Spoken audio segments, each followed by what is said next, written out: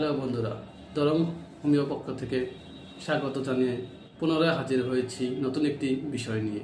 আজকের বিষয় স্বপ্নদোষের কুফল।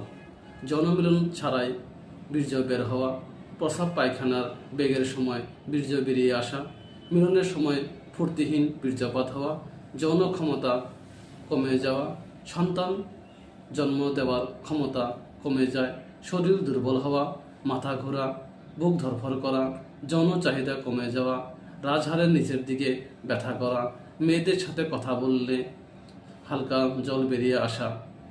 এইসব লক্ষণের মূল কারণ হচ্ছে শুরু হওয়ার সাথে সাথেই অতিমাত্রা হস্তমৈথুন, পর্নোগ্রাফি দেখা, খারাপ সঙ্গ থাকা, খারাপ কথাবার্তা চিন্তা করা, মেয়েদের নিয়ে বাজে কথা আলোচনা করা, মেয়েদের বাজে চোখে দেখা, এইসব লক্ষণে আমাদের এইসব রোগে আমরা আক্রান্ত হই। আমরা যদি নিজেকে শুধরে নিতে পারি, মেয়েদেরকে থেকে বাজে চিন্তা আলাপ না করি, পর্নোগ্রাফি দেখা যদি বন্ধ করে দিই, ভালোভাবে নিজের মাইন্ডটাকে সেট করে নিয়ে চলতে থাকি, তাহলে আমাদের এইসব রোগ কোনোদিনই হবে না।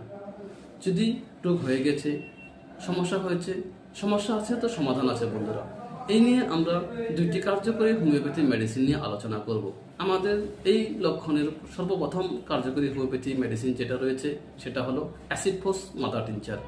10 ফোঁটা করে আধা কাপ জলে দিয়ে দিনে 2 বার 2 থেকে 3 মাস খেতে হবে। এই স্বপ্নদোষের আরেকটি মেডিসিন রয়েছে, ভালো কার্যকরী মেডিসিন, সেটা হলো সেলেনিয়াম 30 CH। সেলেনিয়াম 30 আমরা 2 ফোঁটা করে দিনে 2 বার সকালেও রাত্রে খাবো 2 থেকে 3 মাস। এই দুইটি মেডিসিনের সঙ্গে যদি আপনারা আরও একটা বায়োকেমিক মেডিসিন সঙ্গে খান, সেই মেডিসিনটি হলো সাইলেশিয়া 6X।